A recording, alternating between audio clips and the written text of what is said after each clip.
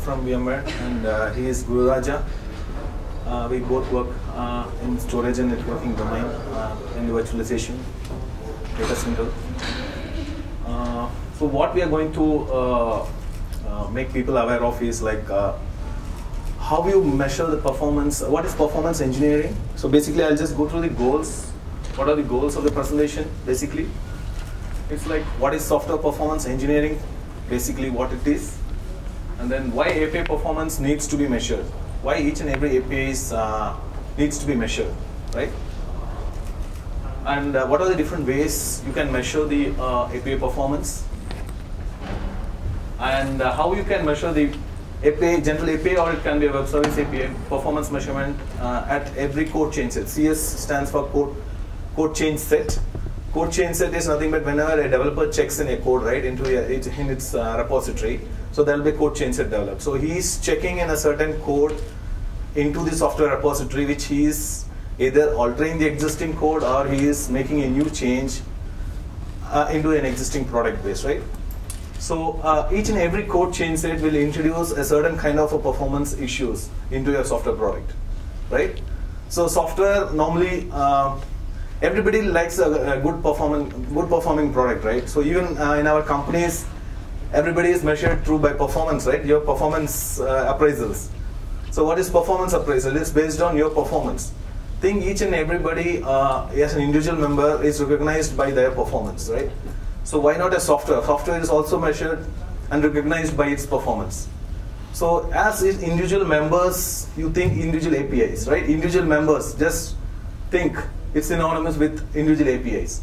Individual APIs also needs to perform well, so that that API, whomsoever in the business process, when a customer uses it, he gets a real advantage of it, right? So each and every process, APIs are nothing but it's a functional interface for a specific use case scenario, or it's by its own, it's an operation altogether, which you feel has to go in, be done with high performance and with less latency. It has to get good resource utilization with the amount of users, whatever provided to that, and it has to give good throughput, right? So performance of any product is very, very important here. Okay? So, and we'll just give you a case study and some experimental results, what we went through and what we have observed and what we tested in our product for your information. Okay? And we'll just finalize with the summary. Okay, so what is software performance engineering? It's a systematic and quantitative approach for constructing a software system to meet its performance objective. So every person will have their own kind of a skill set and their own kind of methodology and style of operations. But when you just equate based on the performance, finally it's all how that person with his capacity and with his performance is able to deliver at the right time, right, in the right place. So it's a kind of a quantitative and systematic approach you take care. And even in constructing a software system, like even if you're going to build a building or house, right, how systematically you take care of each and everything, kind of like you assemble each and everything and then finally you mold it up and make it as a good software, it's a good building. Similar to that, every software, like it's a group of APIs, functions, methodologies, you're grouping it up, you're assembling them, and finally you are integrating to make that as a complete software, right?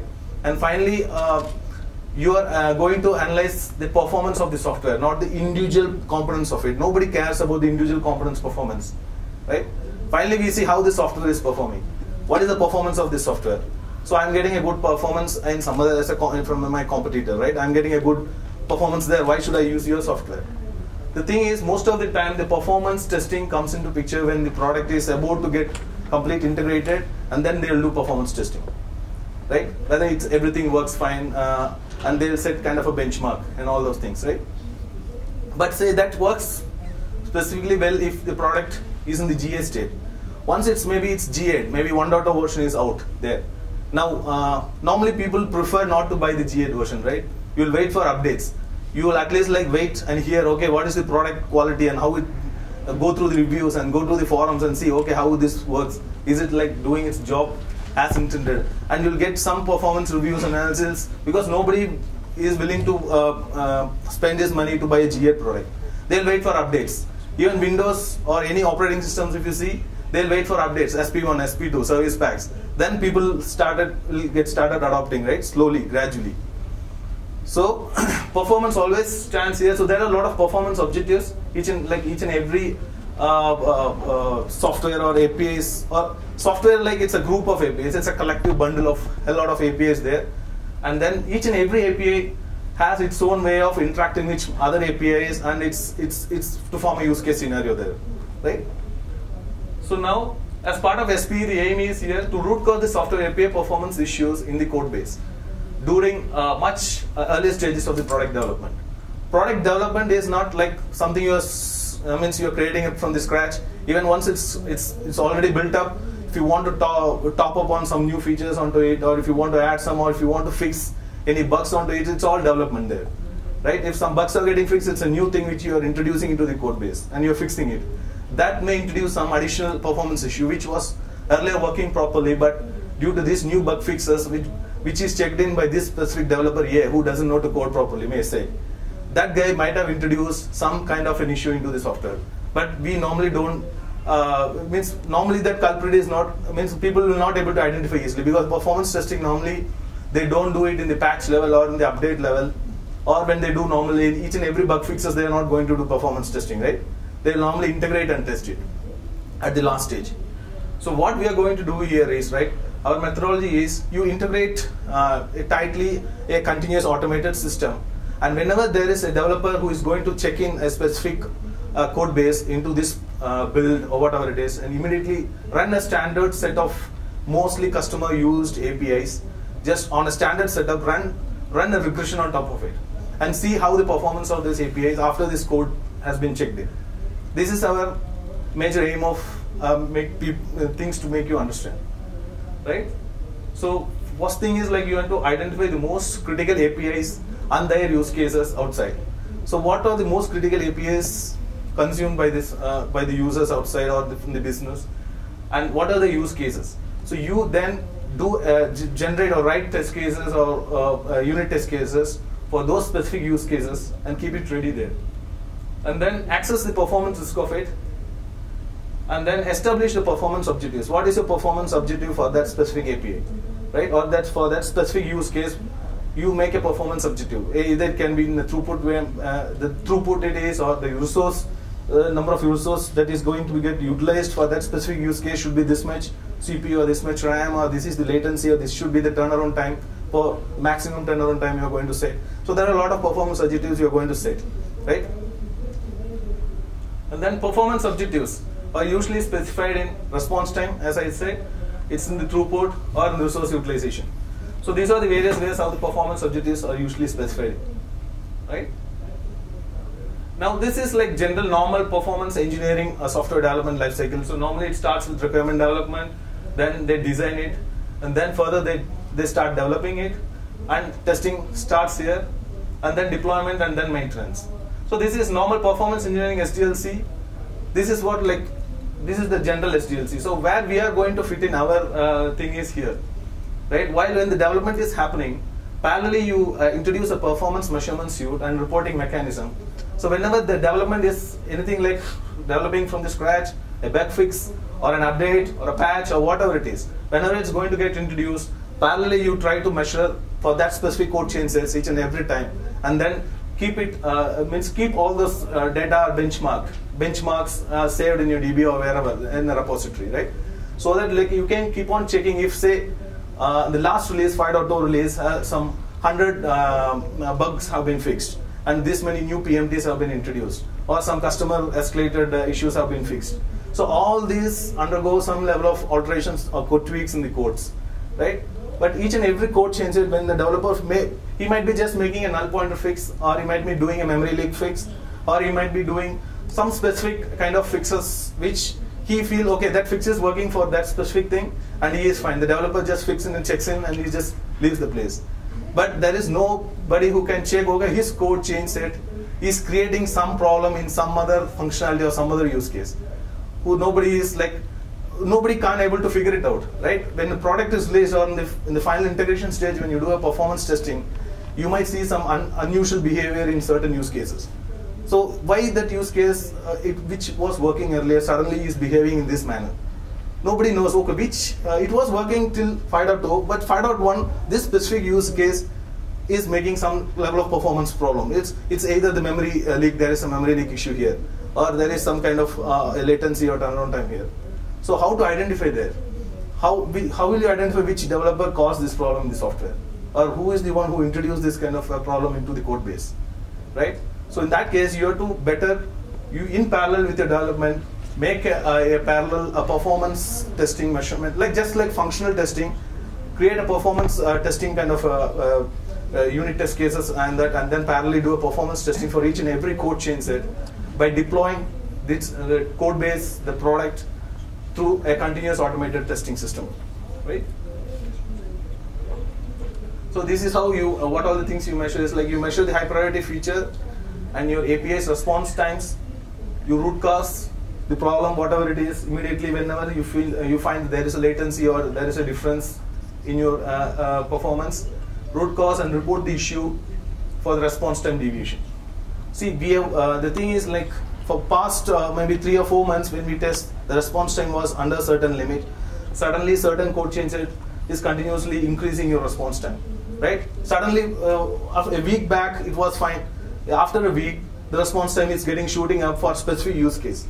You don't know which, so you can just narrow down, you have recorded all the informations. You can see in this week period which are all the developers have checked in the code, right? As a QA, what you people can do is you can see which all code changes. It's a good thing. You can just point the finger, okay, you are the one developer who made this problem into the code base, right? So developer can't escape from here, right? You can see your code change set has caused this problem in this use case which was working well before earlier.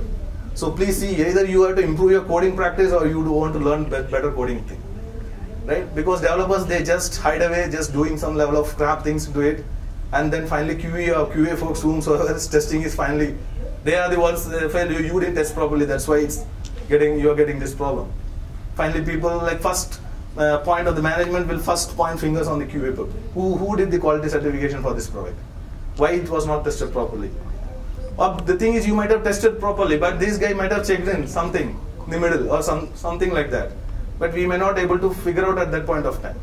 So we need to always have a continuous automated system in parallel with every code change set which is getting into the code base, so that you can easily pinpoint the person who has done that code change. And you can see this is the benchmark, and this is what it is getting deviated. Okay. So why a performance needs to be measured? As I said, like it's to determine how fast some aspect or features of the product performance under a particular load. See, you can't keep on changing the workload. You need to have a specific LAN set it up, a specific kind of a workload set it up, undisturbed, keep a standard setup, deploy the code base whenever there is a code change that happen, generate a build, deploy it on that standard setup, and run those standard use cases on top of it, and see, benchmark them. See, benchmarking is through experience, right? When you start something, you will get you will get to know the time, what's this specific use case in a normal standard setup, what this specific API will do, and to get this functionality out of it, what is the standard time, what is the turnaround time. So you keep on measuring them, record it somewhere, right?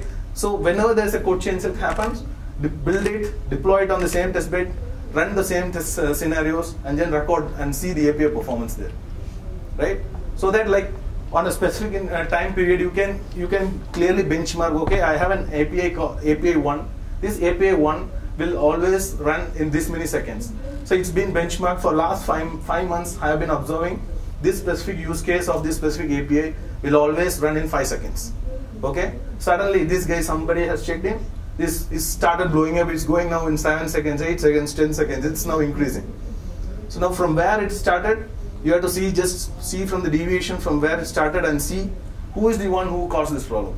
Immediately you can see which code changed it in the code base. Okay, this person X has done this problem.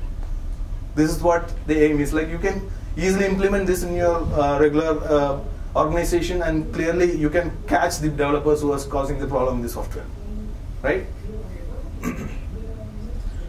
So here, why we need to know the performance, why the performance needs to be measured. Client needs to know the performance time and throughput of web service, public APIs that will be consumed, right? When you are exposing some APIs or web services, the client needs to know the response time. That is your selling point there, right? Why everybody is consuming Apple iPhone? Why not other phones? Right? Apple iPhone, you can see the use, right? The ease of using it, the interfaces, how easy it is. That's a selling point for them. Everybody has an SMS and messaging system. Why Apple stands apart there? Because the performance, the latency, the turnaround time. Everybody likes high performance people, right? High performance people are required in the market. They will grab them. Any organization will grab them, right? High performance people are a key to the software development or the software industry. So similarly, like since we are thinking everything from the high performance side, your APIs or your software also has to be high performance. Then only you can sell this product, and your QA as a QA or QA or dev or whomsoever it is, unless you do skillfully and tactically to identify the issues clearly where the things have gone wrong, then you are the high performance QA in your organization, right?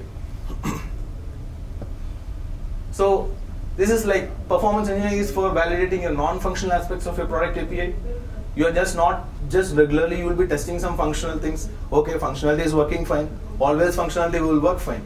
But this functionality, the non-functional aspect of it is like performance testing. Like non-functional, you are saying, okay, this function is working. This QA always tests this 10 functions all the time. She he tests this 10 functions. Okay, this functionality is working fine. Another QA will be testing another 10 functions of his whatever module he knows. But who will know the entire software product is performance people. The performance guys, they will integrate the entire things and will test, right? But fixes, normally the functional fixes will get into specific modules. But specific module fixes, this performance guy will not able to understand, okay, what this component is doing, what this component is doing. But when you start like in the minimal of performance testing in your regular functional testing perspective, you will come to know, okay, my API which is working fine and which I was testing working fine properly all this time suddenly is not working, or it is working taking a lot of time there. Right? You can clearly identify, you can see the code base. If you have an access as a QA, if you have access to the developer code base, you can see who has done the code change set, who has done that fix on this specific date. You can just immediately directly put an email to him or CC his manager, project manager, and see this is what the problem is. Right? And as I said, it's to find the performance issues introduced due to the regular code change set, and it's helpful to know API response time trend across different product releases. So the product is not like a single product, right? Version 1 will release, then version 2.0 will get released in the next year. 2.5 will get released in the 6 months down the line. But functionalities will be keep on adding more and more functionalities or existing functionality with additional parameters or additional complexities they will include it. Right? People who are using, I have seen from my experiences, people when they were using, I think Windows 7 when they released Windows 7 Microsoft, many people they found there are a lot of problems in Windows 7, and then once again everybody were moving back to Windows XP because it was working fine there, and they are more used to that. Suddenly this Windows 7 or Windows Vista, I think Vista, it was a big flop there for Windows, right? Suddenly why? Suddenly some things which are working fine, which is very critical and important thing which was working fine is not sometimes working fine there, because they added up the complexity and they didn't clearly fix the real basic ones which a normal user will be using it. So this is kind of things how you can catch through doing regular API performance testing in parallel with your development cycle. Right? With this, I'll just hand it over to my colleague Gururaj. Sorry. This next one. Is that it? Okay, sorry. So I need to continue. So how you will the ways to measure the performance API here in the server side. It can be gathered by doing stress testing on the server end, and server throughput measured as the number of requests per second. You can measure in the server side. Latency, like time taken between your service request arriving and the request being serviced. And in the client side, you are saying like monitoring or distributed load testing can be used to gather data, like through latency, like web service processing time plus network latency. And time difference, time taken for the service call to return the earliest response bytes. This is in the client side. Throughput is through the average byte flows per unit of time, including the latency. Error rate. So if there is an error you are hitting, identify the dependability of the service. See the error rate in the client side. So with this, like I'll hand it over to Gururaj, like where we implemented in our VMware for testing the virtual center. And we have considerably found out a lot of culprits developers, and we have pointed out the fingers on them, and this is your development style, or the way you tested is completely wrong.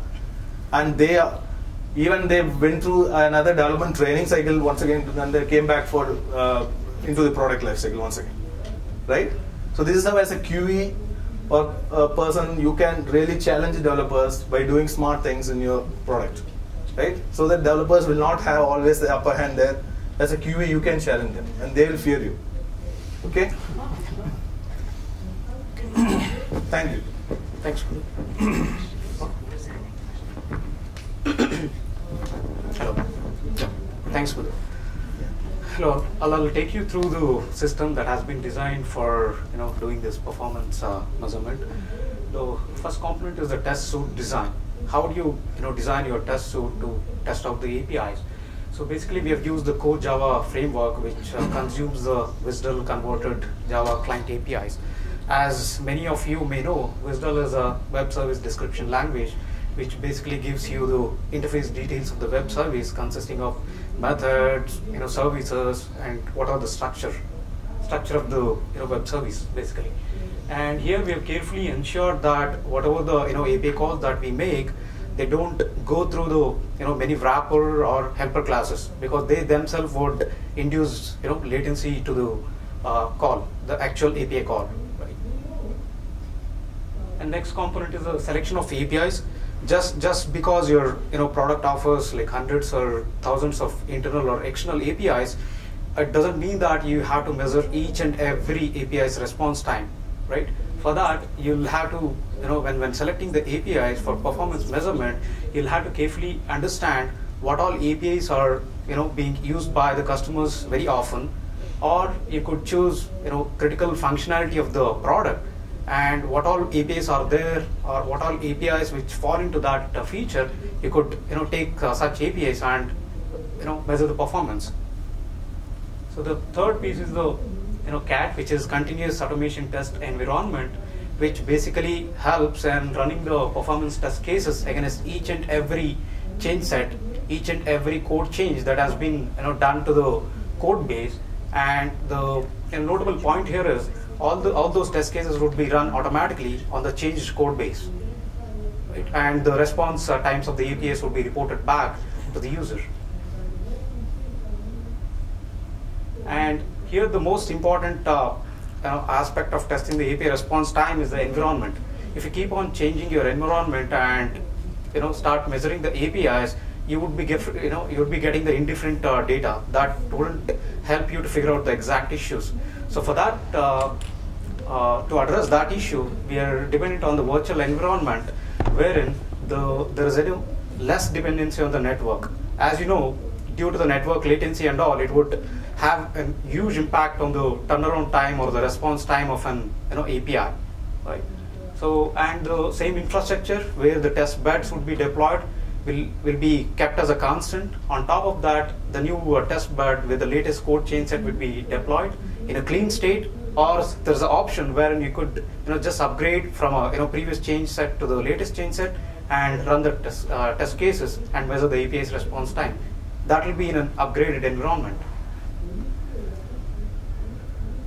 And there's a web application which basically acts as an interface wherein administrator or users can log into the system and see the various APIs response time as a typical end user without knowing the complexity lies in the background, wherein the various APIs calls are being made to the web service, and the results will be pushed to the client or to the database.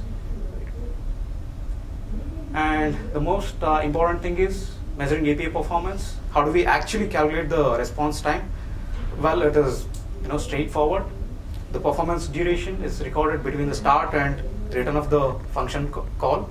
As I said, it's simple, but it is not that simple, because some of the API calls, what happens is they doesn't return you the result immediately. What they do is normally they return you the reference to the task that they have triggered. Right? We cannot simply take that as the response time. So what we have to do is monitor that task for its completion, whether it succeeded or not. If it has succeeded, then only you consider the response time. Otherwise, you just ignore it. Right? what happens is for a failed task, if you calculate the response time, it will be of no use for the computation purpose. So this code snippet basically illustrates the concept on how we are actually measuring the API response time. So here there is a API query journals task. Its job is to look into the library, and in this library search for this journal name. Okay, since the library might be consisting of, let's say, thousands or let's say 10,000s or millions of books, so it would take some time to search for this given journal name. So the API has been designed to return a task reference saying that, okay, I'm going and searching for that journal. In the meantime, you monitor for this task for the success or failure of it. So in this case, we cannot consider this task reference as a completion, return of the function call. So what we do is we have to monitor for this task for its completion status. Once this is done, once it returns successfully saying the task has been completed, so we calculate the total time. This would be your API turnaround time or response time. So the architecture, so I'll take you through the architecture of the whole system. So first, this is your product code base consisting of the code in say the text format. So this can be affected by, say, two factors majorly. One is bug fixes, and the other one is you have introduced new feature into your product that led to the change of your code base. So this is where the continuous automation test environment comes into picture, which continuously monitors for the changes in the code base. As soon as there is a change in the code base due to a bug fix checked into the code base or due to the introduction of a new feature code, the cat deploys a test bed with the latest change set. The code base with this fix will be delivered as a product here, and the test bed would be ready for testing, right? And the next step for the CAD system is to trigger the API performance test cases against this test bed, which has been deployed with the latest code change, right? Once the test cases have been run against that particular test bed, the results would be deployed onto the database through the web application. All the API performance response time data will lie in this database. That logic of persisting the data into the database would be handled by this web application, which acts as an interface. Right. Later, the users could log into the web application and can see the performance trends, API response time of various builds, various code change sets.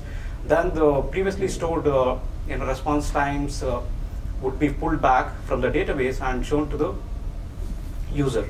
So in this whole architecture, the CAT plays the major role, wherein it monitors the code base for any code changes, and whenever there is a code change, it actually instructs the performance tool suite to start the test and run the test cases against a test bed. And little functionality lies with the suite, wherein once all test cases have been run, the response time data would be pushed back to the database, and users logging into web application can view all the response time data. And the flowchart, this basically captures the system functionality from a programming perspective, wherein the first step in designing the system is to identify high priority features of the feature APIs of a product. What all APIs performance you want to monitor, that you decide. Then define the performance objectives, followed by implement data model. Data model here is you have to think from a user perspective, customer perspective, how a typical customer would use your APIs and design a use case. It is at this stage it will be pretty much at a use case level, test case. You wouldn't have implemented the actual code. Here you define a standard test bed. As earlier I mentioned, you cannot run the tests against varying environment, then your data becomes useless. So you have to define a standard test bed and run the test cases every time against the predefined standard setup. Once everything is ready, design the test cases, API test cases, and run them using CAT. So the role of CAT, as I mentioned earlier, it monitors for the code base changes and automatically runs the test cases. And then once the test cases, all the test cases have been run and the API's response time has been measured, you gather the data and analyze. So here you check for the deviation. Is there any performance deviation with the API's response time? If so, the deviation is basically measured against the benchmark data. It doesn't happen like you ran a particular API against build X, and on build X plus 1 you got some response and you say there's a deviation. So it cannot happen like that. So the benchmark data, it has to run for a good number of builds, and through that you generate a data saying for particular API X, this is the tolerable limit. That data has to be preserved, and whenever the new test run has been run against a latest build, you have to measure the response time against the benchmarked data, right? So here you measure whether, you compare basically whether there's a performance deviation with the benchmark data for each and every API. If there is no deviation, you're good to go. You can save the result and you can exit out. If there's a deviation, use the profiling mechanisms for diagnosing the problem. There are various profiling tools available in the market through which you can identify whether it's a problem with the operating system or a client-side problem or other problems. Right. Once you have diagnosed the problem, report the issue and identify which exact code change had caused the problem, and loop it back to the start back to the running the test cases. You're basically handing over the control back to the cat, which will be in a wait state, waiting for the code base to change for running the same set of test cases against the new code base, that new code change that may happen in the future. So case study and experiment result. So this is the actual data which we gathered from by running test cases across 10 builds. So here, there are 10 APIs which have been run against 10 different builds. So each color corresponds to API test case, API response time against a particular build. Right. Here you could see that particularly API 5 and API 7's response time, they've been varying by a huge difference. There's a huge margin. So this itself is an indication for a user or for a tester that something has gone wrong in this API 5 or API 7's functionality that led to this peak-like structure, right? So here, the third structure you could see, it is almost like differing from a huge margin. So you can directly go to the code change, since you'll be having the build number, and see what code change has caused this problem and report a bug against that build, saying this code change has caused API response time to go from here to here, and even it's not consistent across the builds. So that gives a clear indication saying due to the code change that is being done in this functionality, it's causing API response time to go bad. So this is another observation made against 3 different product releases across, and we've used 30 APIs across 3 different releases. This data comes in handy, wherein you can prove to the administrator, or you can prove to the client, or you can prove to the service providers that release over release we have improved over our API's response time, how we respond to the requests, right? So the blue one is the older release, the red one is the the next release, and the light green one is the latest release. As you can see, the API response time particular to this API starting from say 17 to 20, it has kept on decreasing. Decreasing here is that the response time is so quick, right? Due to the code change sets, due to the code, even though we have introduced the code change, the response time is still good. And if you compare as a product, whole product, the light green chart you see, all API's performance is on par with the previous products, and even in some cases it has improved. So this data comes handy when even you can publish this data to the customers and say, with the latest product, we have improved over our API's response time. This can act as a good selling point for your product. So summary. So as we mentioned earlier, client and service providers need to know performance of web service APIs for many number of reasons. Basically, this will give you an advantage in the competition to basically sell your product.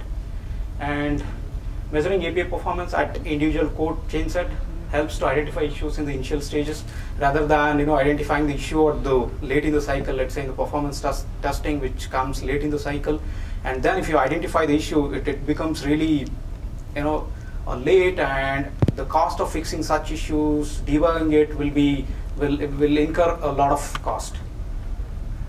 With the continuous automated test system, the whole process of this measurement can be automated, and you don't have to sit and do the work manually.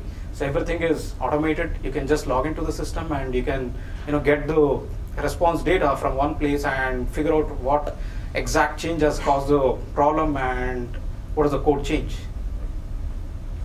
With the benchmark data, it's helpful to pull the performance data for various versions of a product. As I mentioned earlier, it acts as it gives you a competition edge, wherein you can provide the data and say, with the latest product release, we have improved our API's response time, hence buy our product. Yeah, that's all we had. Any questions you have? Please feel free. Yeah.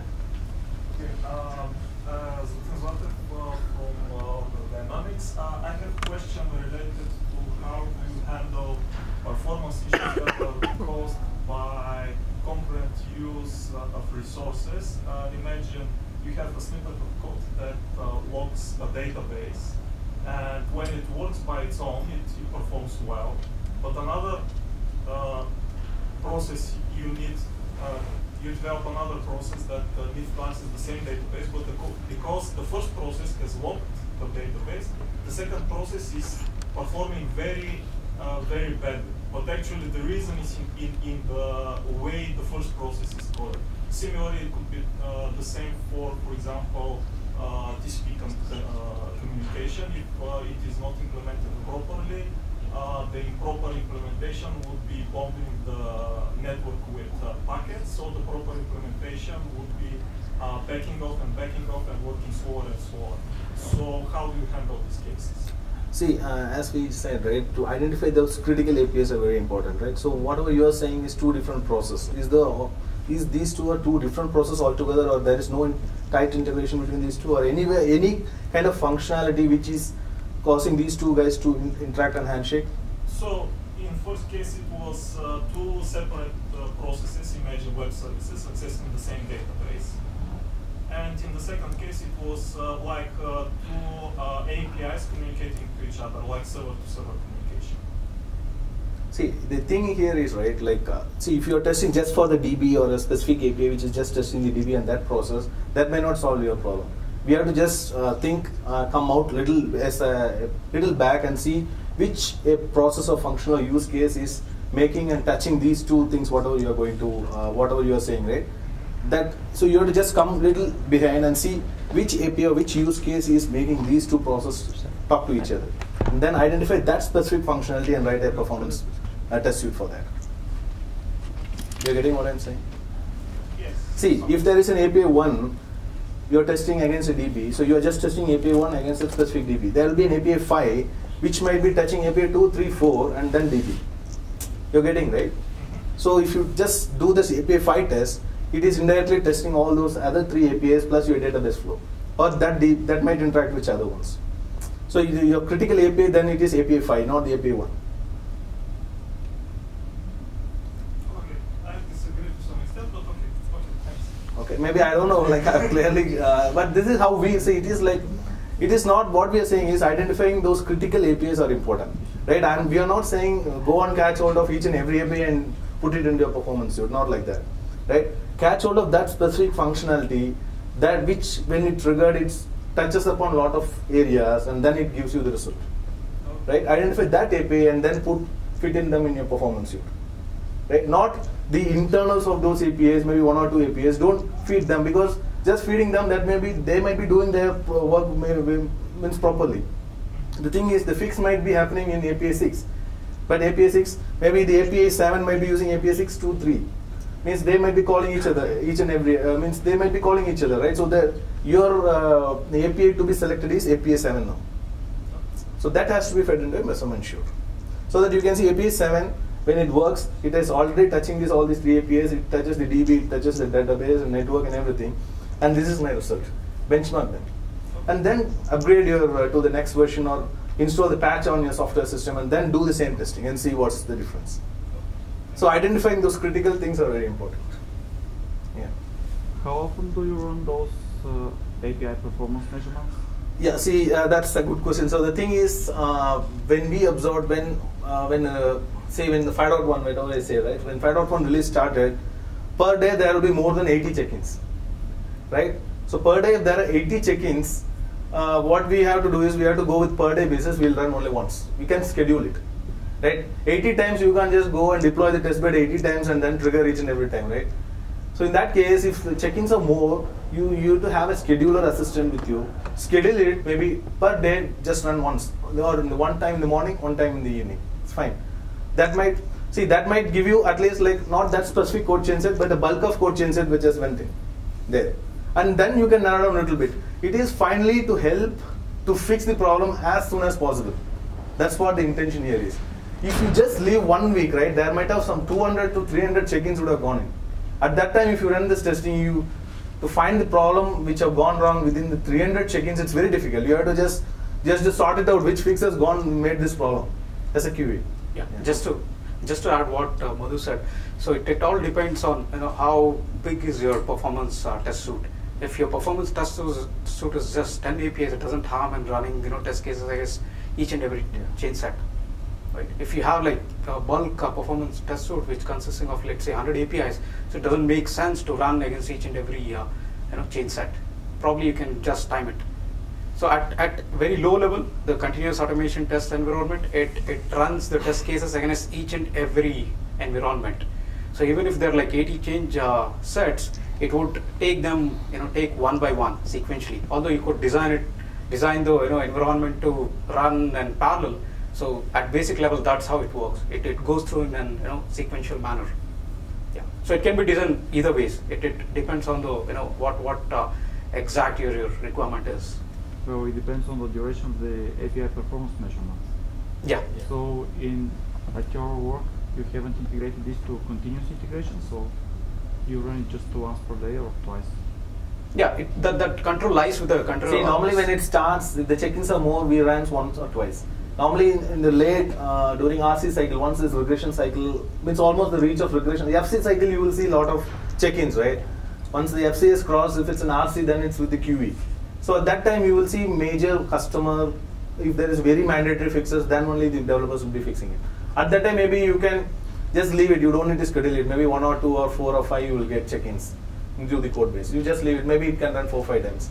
But if you're getting more check-ins, like you can put a limit. If there are more than 10 or 12, 20 or 30 check-ins per day, you don't want to create 30 test beds and run 30 times the performance suite. Your performance suite measurement reporting database will grow up because there will be a lot of data. But we have identified so many developers who have made the problems, right? It will give an edge to the QE, right? QE cannot be seen, under par. It will give you an edge to the QE. QEs, developers will fear you. We have personally experienced that, right? Developers will definitely each and every check-in, they will 1,000 times they will think before a check-in because these guys are going to catch it, right?